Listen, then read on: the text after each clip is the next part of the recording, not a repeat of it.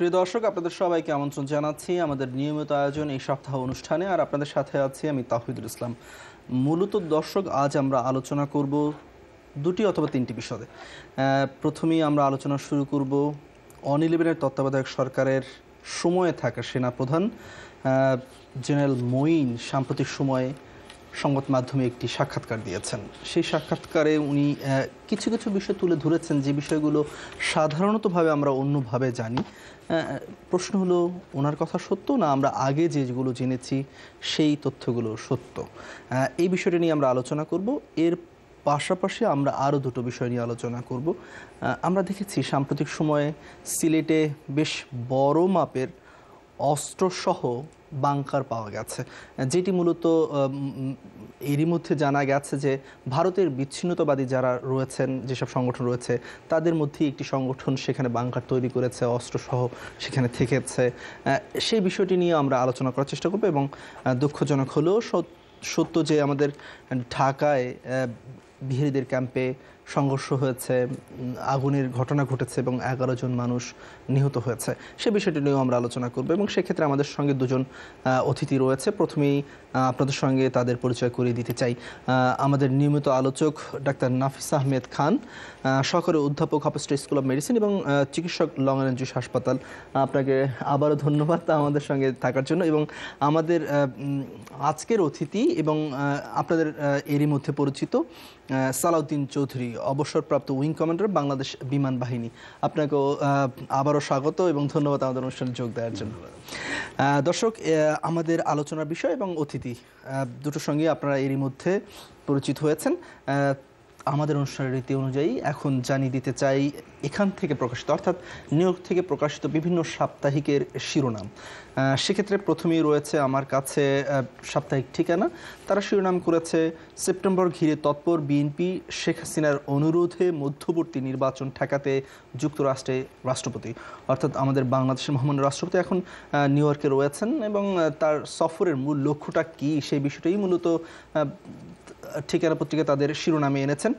এবং যেমনটা আমি বলেছিলাম আপনাদেরকে প্রথমেই, বাংলাদেশের পত্রপত্রিকাতেও প্রকাশিত হয়েছে এবং এখানের পত্রপত্রিকাতেও বিষয়টি রয়েছে, জেনারেল মঈনের সেই ইন্টারভিউটি যেটি সাম্প্রতিক সময় তিনি দিয়েছেন। এরপর হচ্ছে সাপ্তাহিক বাঙালি। তারা শিরোনাম করেছে, শবে বরাতের নামাজ শেষে আতশবাজি পোড়ানো নিয়ে বিহারীদের সাথে সংঘর্ষে ঢাকায় নিহত 11। এরপরে আমার কাছে রয়েছে সাপ্তাহিক পরিচয়। তারা শিরোনাম করেছে, একটি দুটি পরিবারের পাশে থাকলে হবে না, জনগণের পাশে থাকতে হবে। প্রধানমন্ত্রী শেখ হাসিনার বক্তব্যের সমালোচনায় মেয়র আইভি। অর্থাৎ নারায়ণগঞ্জের বিষয় নিয়ে প্রধানমন্ত্রী করা মন্তব্যের সমালোচনা করেছেন নারায়ণগঞ্জের মেয়র আইভি। সেই বিষয়টি মূলত পরিচয় পত্রিকা তাদের শিরোনাম এনেছে। এরপর রয়েছে সাপ্তাহিক দেশ বাংলা। তার শিরোনাম করেছে, তারেকের ছকেই দল আন্দোলনের প্রস্তুত। মূলত রোজার পরে অর্থাৎ ঈদের পরে বিএনপি আন্দোলনে যাচ্ছে সেই বিষয়টি তারা তাদের শিরোনামে এনেছে। এরপর হচ্ছে সাপ্তাহিক বাংলাদেশ। তারা শিরোনাম করেছে, মেডিকেড, ড্রাইভার লাইসেন্স ও স্থানীয় ভোটাধিকারের প্রস্তাব, নিউ ইয়র্কে অবৈধদের স্টেট সিটিজেনশিপ দেওয়ার বিল, ইমিগ্রেশন সংক্রান্ত একটি বিষয়। তারপরে রয়েছে বাংলা পত্রিকা। তারা শিরোনাম করেছে, টিএলসি ড্রাইভারদের জন্য নতুন আইনি খড়গ, হাজারো ড্রাইভারের লাইসেন্স হারানোর আশঙ্কা। এরপর রয়েছে সাপ্তাহিক প্রবাস। তারা শিরোনাম করেছে, বাগদাদ দখলের ঘোষণা আল কায়দা সমর্থিত ইরাকি বিদ্রোহীদের, ইরাকে আবারও সামরিক অভিযান শুরুর ইঙ্গিত ওবামার। এই ছিল আমাদের কাছে এসে পৌঁছানো নিউ ইয়র্ক থেকে প্রকাশিত সাপ্তাহিকের শিরোনামগুলো। দর্শক, আমরা আলোচনায় যাব। প্রথমেই উইং কমান্ডার অবসরপ্রাপ্ত সালাউদ্দিন চৌধুরী, আপনার কাছে জানতে চাই, জেনারেল মঈন যে সাক্ষাৎকারটি দিয়েছেন পত্রপত্রিকায় সেটি আপনি নিশ্চয়ই পড়েছেন। কি মনে হয় সাক্ষাৎকারটি আসলে কতটা সত্য?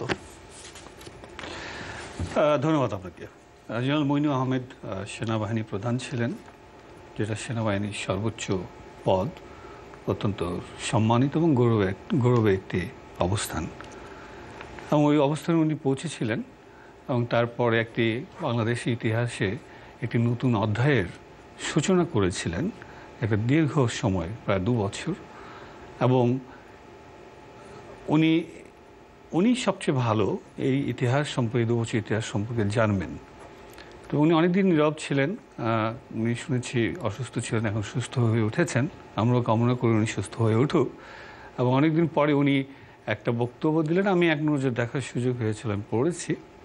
তো আমার কাছে আমরা প্রত্যাশা করব যে উনি পুরো ইতিহাসটাকে বিশ্বাসযোগ্যভাবে সম্পূর্ণরূপে প্রকাশ করলে জনগণ এবং ইতিহাসের কাছে যে দায়বদ্ধতা থেকে কিছুটা মুক্তি মিলবে আমাদের অনেকেরই।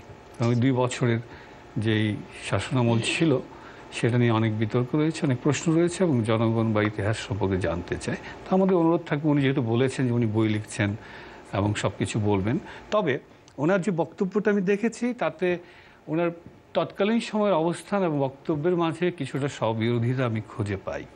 সেটা হলো, আপনাদের মনে আছে নিশ্চয়ই, যখন আমরা স্ববিরোধিতা কি সে বিষয়গুলো বিষয়ভিত্তিকভাবে যেতে চাই। ডাক্তার নাফিস আহমেদ খান, আপনার কি মনে হয় সাক্ষাৎকারটি কতটা বেশি গ্রহণযোগ্য? Army chief, ex army chief Moeen U Ahmed, উনি এখন চিকিৎসার জন্য নিউ ইয়র্কে আছেন। তো উনি অসুস্থ, ক্যান্সারে আক্রান্ত, কেমোথেরাপি চলছে। আমার ব্যক্তিগত ধারণা যে মানুষ যখন অসহায় হয় এবং তার যখন শারীরিক, ডাক্তার হিসেবে আমি এই ব্যাপারটা খুবই ভালো করে জানি, শারীরিক অসুস্থতা হয়, মানুষ মূলত চেষ্টা করে তার জীবনের ঘটনাগুলো আবার বিশ্লেষণ করতে এবং মোটামুটি সত্যের কাছাকাছি মানুষ থাকতে চেষ্টা করে। চট করে ধরে নেওয়া মুশকিল যে উনি সত্যর থেকে দূরে চলে এসছেন। I don't think so personally, কিন্তু কিছু কিছু ব্যাপারে খটকা থেকেই যাবে, ওনার কিছু কিছু বক্তব্যে খটকা থেকেই যাবে। বিশেষ করে একটা ব্যাপার আমার যেটা চোখে পড়েছে, যে 2 বিরোধী দলীয় নেত্রীর গ্রেফতারের ব্যাপারে বা -2, এই যে কথাটা তৎকালীন সময় প্রচলিত ছিল, এ ব্যাপারে উনি কিছুই জানেন না। এই ব্যাপারটা মানতে আমার কষ্ট হয়। যদিও ওই সময়ে যারা আমরা জানি পুরো মানে ব্যাপারটা, আপনিও জানেন যে তখন মূলত মঈন ইউ আহমেদ একাই ছিলেন না পুরো ঘটনায়। ঘটনার সঙ্গে আরও 3 জন জেনারেলের নাম সরাসরি যুক্ত ছিল, জেনারেল বারি, জেনারেল মাসুদ এবং জেনারেল আমিন।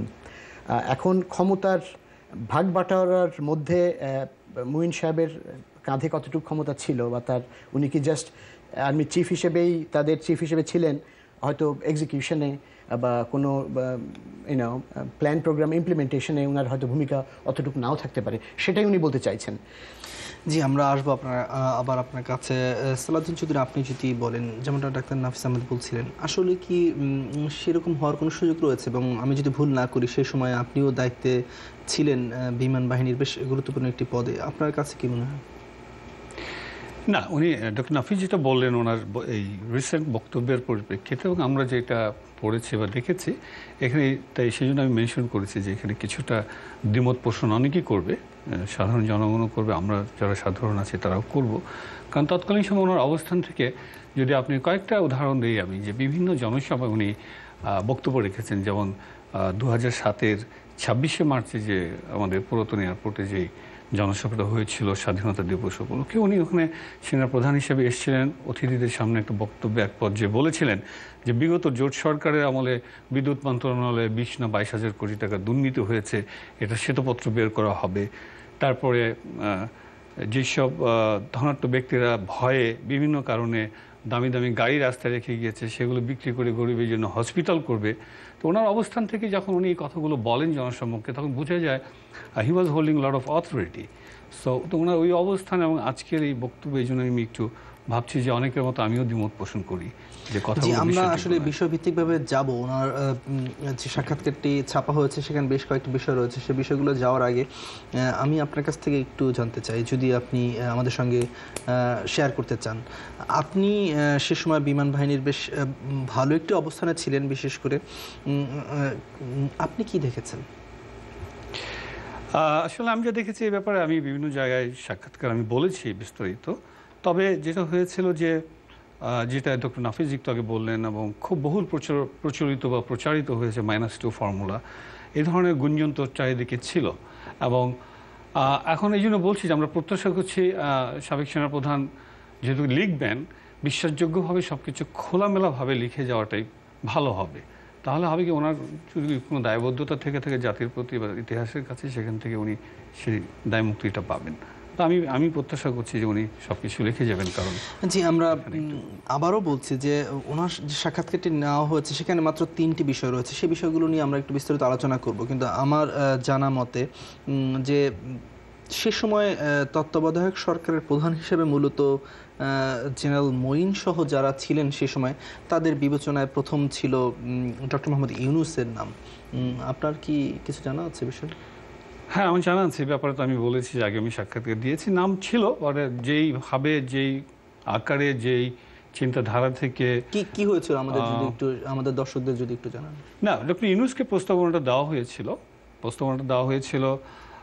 সেনাপ্রধান উনি বিমান বাহিনী প্রধানকে অনুরোধ করেছিলেন যে ডক্টর ইউনূসকে প্রস্তাবটা দেওয়ার। তো আমি ছিলাম সেখানে উপস্থিত।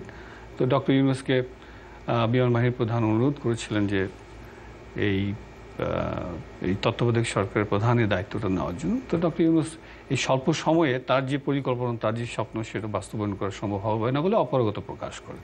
মানে স্বল্প সময় মানে 2 বছর না, তখন পর্যন্ত তত্ত্বাবধায়ক সরকার 3 মাসের একটা ছিল, যে 90 দিনের একটা সময় ছিল। তারপর তো 2 বছরে এই প্রথমবারের মতো। আমি যতটা জানি যে যখন ডক্টর মোহাম্মদ ইউনূসকে প্রস্তাব করা হয় তখন তিনি বলেছিলেন যে 2 বছর 3 বছরে তার কিছু হবে না, তার আরো অনেক বেশি সময় দরকার। এরকম বিষয় কি আপনি? না, একভাবে এটা উল্লেখযোগ্য করা যাবে না, তবে বলেছে এই অল্প সময়ে, মানে কোনো নির্ধারিত সময় না, এই সময়ের মধ্যে এগুলি করা যাবে না, অনেক কিছু করার বাকি আছে, করা সম্ভব, দেশকে সুন্দরভাবে সাজানো সম্ভব, এই ধরনের। জি আমরা যদি তার প্রকাশিত মানে তার সাক্ষাৎকার নিয়ে প্রকাশিত সংবাদটির দিকে যদি তাকাই, যেমনটা আপনি বললেন সময়ের কথা, তাকেও সাংবাদিক প্রশ্ন করেছিল যে অনেকেই বলে যে আপনার কোনো উচ্চাকাঙ্ক্ষা ছিল যে কারণে আপনি 2 বছর ধরে ছিলেন এবং আপনার সমর্থিত তত্ত্বাবধায়ক সরকার 2 বছর ধরে ছিল। তিনি উত্তর দিয়েছেন ভোটার তালিকা করার জন্যই মূলত সময়টা দরকার ছিল। ভোটার তালিকা করতে কি 2 বছর সময় দরকার ছিল নাকি অন্য কোনো উদ্দেশ্য ছিল? এটা আমরা অপেক্ষা করি। উনি তো বলেছেন যে উনি ইতিহাস লিখে যাবেন, এই জন্য বলছি যে প্রার্থনা করি উনি সুস্থ হয়ে উঠুক এবং পুরো ঘটনাটা বিশ্বাসযোগ্যভাবে, সকলের কাছে গ্রহণযোগ্যভাবে উনি উপস্থাপন করুক। খুব সম্ভবত আমি যদি ভুল না করি উনি লিখে যাবেন, সেটা বোধহয় বলেছে যে পিলখানা হত্যাকাণ্ড সম্বন্ধে লিখে যাবে, বিডিআরের যে হত্যাকাণ্ড সেটা সম্বন্ধে লিখে যাবে, ওই ঘটনা নিয়ে বিস্তারিত ওনার একটা বই শীঘ্রই প্রকাশিত হবে।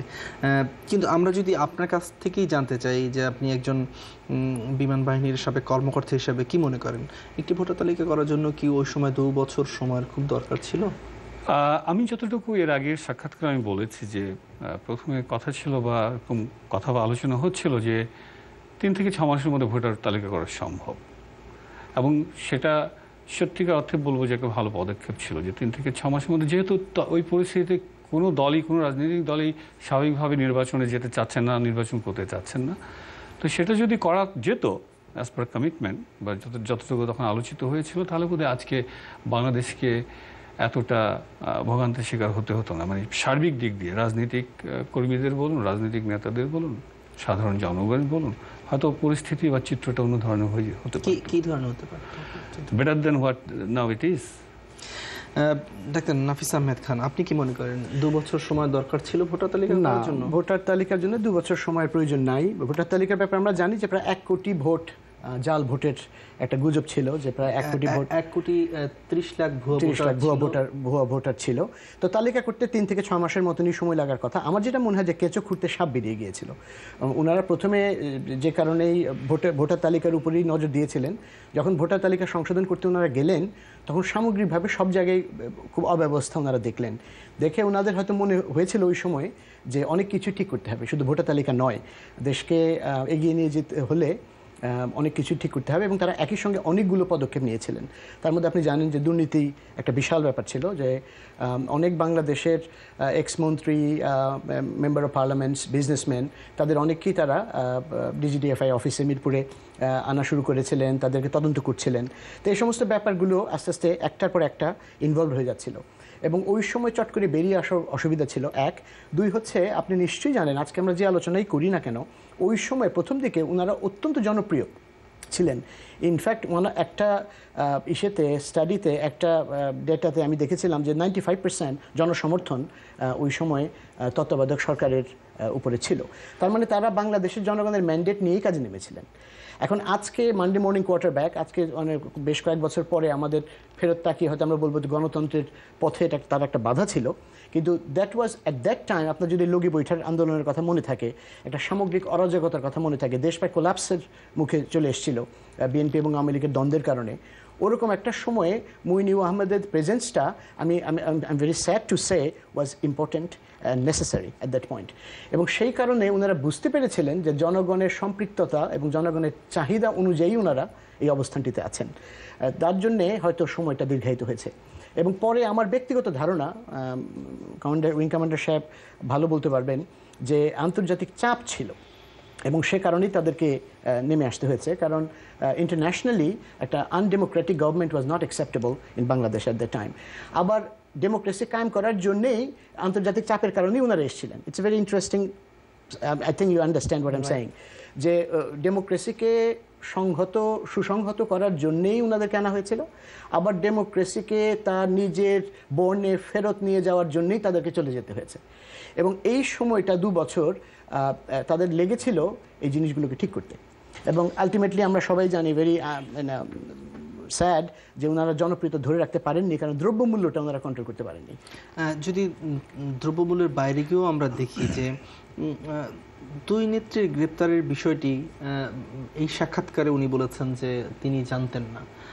একই সঙ্গে যদি আমি আপনার কাছে প্রশ্ন করি যে সেই সময়ের সেনাপ্রধান জানেন না বাংলাদেশের বড় দুইটি রাজনৈতিক দলের 2 শীর্ষ নেত্রীকে গ্রেপ্তার করা হচ্ছে, এটা কি বিশ্বাসযোগ্য? আপাত দৃষ্টিতে বিশ্বাসযোগ্য নয় বলেই আপনি প্রশ্নটা করেছেন, কারণ বিশ্বাসযোগ্য হলে তো আমরা এই ব্যাপারটা নিয়ে আলোচনা করতাম না। কারণ আমরা ধরেই নিচ্ছি যে যেহেতু উনি সেনাপ্রধান ছিলেন, যদিও উনি he was not the head of the government, head of the government ছিলেন তখন ফখরুদ্দিন আহমেদ সাহেব। জি, কাগজপত্রে তাই। হ্যাঁ, কাগজপত্রে তাই। যাই হোক, তো হেড অফ দি গভর্নমেন্ট উনি ছিলেন না, কিন্তু ইয়াস, ধরে নেওয়া ডিফিকাল্ট যে উনি এটা জানতেন না। কিন্তু আমি একটা জিনিস বিশ্বাস করি যে দেখেন, যখন একটা বড় রকমের আন্দোলন হয়, বড় মুভমেন্ট হয়, এবং সেই মুভমেন্টে যখন ডিস্ট্রিবিউশন অফ ওয়ার্ক হয়ে যায়, আপনার দায়িত্বে ডিস্ট্রিবিউশন হয়ে যায়, তখন অনেক সময়ই একদম নেতৃস্থানীয় লোকের পক্ষে সমস্ত কিছু জানা সম্ভবপর হয়ে ওঠে না। কিন্তু এটা খুব গুরুত্বপূর্ণ একটা বিষয় যে 2 নেত্রীর গ্রেফতার এবং -2 ফর্মুলা, এবং এটা অনেকদিন যাবত বাজারে প্রচলিত ছিল। যদি সেরকমও আমরা ধরি নেই যে হয়তোবা যখন ঘটনাটি ঘটেছে তখন তিনি জানতেন না, জানার পরও তো উনি পদক্ষেপ নিতে পারতেন। নিশ্চয়ই নিতে পারতেন। অনেকেই বলেন যে 11-এর তত্ত্বাবধায়ক সরকার তাদের যে উদ্দেশ্য নিয়ে যাত্রা শুরু করেছিল সেটি ব্যর্থই হয়েছে, মূলত 2 নেত্রীকে মাইনাস করার এই ফর্মুলা নিয়ে কাজ করার কারণে। নট নেসেসারিলি, আমি একটু ডিফার করি। আপনি সালাউদ্দিন সাহেবের একটা কথা আপনি খেয়াল করবেন যে উনি ইউনূস সাহেবের প্রসঙ্গে বললেন যে ইউনূস সাহেব বলেছেন কয়েক বছর সময় লাগবে। তার মানে কি? তার মানে হচ্ছে একটা প্যারালাল ফোর্স বাংলাদেশে তৈরি হচ্ছিল, যেটাকে কিংস পার্টি হিসেবে বলা যায়। এই বিষয়ে কথা বলেছেন। হ্যাঁ, there was a parallel force being created at that time, এবং ওই প্যারালাল ফোর্সকে এক্সিকিউট করতে হলে, ক্ষমতায় আসতে হলে 2 নেত্রীকে মাইনাস করা ছাড়া কোনো উপায় ছিল না। So it was part of the plan. কারণ কিংস যেহেতু আপনি বলছেন যে প্ল্যানের অংশ ছিল, সেক্ষেত্রে সেনাপ্রধান জানে না। আমি তো আপনি খেয়াল করছেন যে আমি খুব চেষ্টা করছি বলতে যে আমার পক্ষে বিশ্বাস করা কঠিন, কিন্তু উনি একজন অসুস্থ লোক, উনার স্ট্যাচারের একজন লোক যদি উনি এই মুহূর্তে বলেন যে আমি জানতাম না, আমাকে ধরে নিতেই হবে না জানতেন না, but it's very difficult to accept it. জি, আমরা আবার আপনার কাছে ফিরবো। সালাউদ্দিন চৌধুরী, ওই সময় আপনি আসলে বাংলাদেশে কোন জায়গায় ছিলেন এবং আপনি কি জানতেন? না, আমি তো আগে বলেছি যাকে সাক্ষাৎকার, আমি বিমান বাহিনী প্রধানের এপিএস হিসেবে কর্মরত ছিলাম আর কি। আপনি কি জানতেন তখন 2 নেত্রী গ্রেপ্তারের ব্যাপারে কিছু জানতেন? না, আমাদের আসলে সরাসরি তো জানার কোনো স্কোপ ছিল না, কারণ আমরা তো ওই সেক্টরগুলোতে যারা এগুলোতে ইনভলভ ছিল সেখানে আমরা কাজ করিনি। তবে এইটুকু আমি জেনেছি, যখন বর্তমান প্রধানমন্ত্রী শেখ হাসিনাকে তো প্রথম গ্রেফতার করা হলো, তখন যেটা আমি দেখেছি যে তখনকার নেত্রী বিএনপির বেগম খালেদা জিয়া প্রচণ্ড প্রতিবাদ করেছিল, যেটা লক্ষণীয় ব্যাপার যে রাজনৈতিক শিষ্টাচার যেটা বলে যে এক দলের নেত্রীকে গ্রেফতার করলে নর্মালি অন্য দলের নেতারা দেখি যে মুখ লুকিয়ে হাসে বা একটু আনন্দ অনুভব করে, যেটা বেগম খালেদা জিয়া ওই সময় একটা দৃষ্টান্ত স্থাপন করেছিল, খুব স্ট্রংলি অপোজ করেছিল শেখ হাসিনাকে, মানে তৎকালীন নেত্রী শেখ হাসিনাকে যখন জরুরি সরকার গ্রেফতার করে। তো পরবর্তীতে তো আপনারা সবাই জানেন, এই ইতিহাসগুলো তো সবাই জানেন। আমরা জি, এই জন্য এক্সপেক্ট আমরা করছি যে যেহেতু উনি বাইরের বিষয়গুলো জানি, আমরা একটু ক্যান্টনমেন্টের মধ্যে থাকতে চাই আপনার কাছে অন্ততপক্ষে। জি, সে সময় বিমান বাহিনীর প্রধানের কি ধরনের প্রতিক্রিয়া ছিল? ওনার প্রতিক্রিয়া তো ডেফিনেটলি উনি, টু বি ভেরি অনেস্ট, যেটা আমার সাক্ষাৎকার পড়ে থাকলে হয়তো দেখবেন যে ওনারা কেউ এই ব্যাপারে খুব একটা ছিলেন না, মানে উৎসাহী ছিলেন এবং রাজি ছিলেন। আপনার যেহেতু সুযোগ ছিল বিমান বাহিনীর প্রধানের অনুভূতি দেখার অথবা শোনার, কি বলেছেন তখন তিনি? না, উনি জাস্ট বলেছিলেন যে প্রে ফর দ্য নেশন, মানে যেভাবে পদক্ষেপ নেওয়া হয়েছে এবং দুজনকে -2 করার জন্য যে তৎপরতা শুরু হয়েছে, এটার পক্ষে উনি মানসিকভাবে এবং চিন্তাধারায় ছিলেন না, উনি তো বিপক্ষে ছিলেন। বিপক্ষে থাকার পর উনি কিছু করতে পারেননি, আসলে কি কারণে মনে হয় আপনার?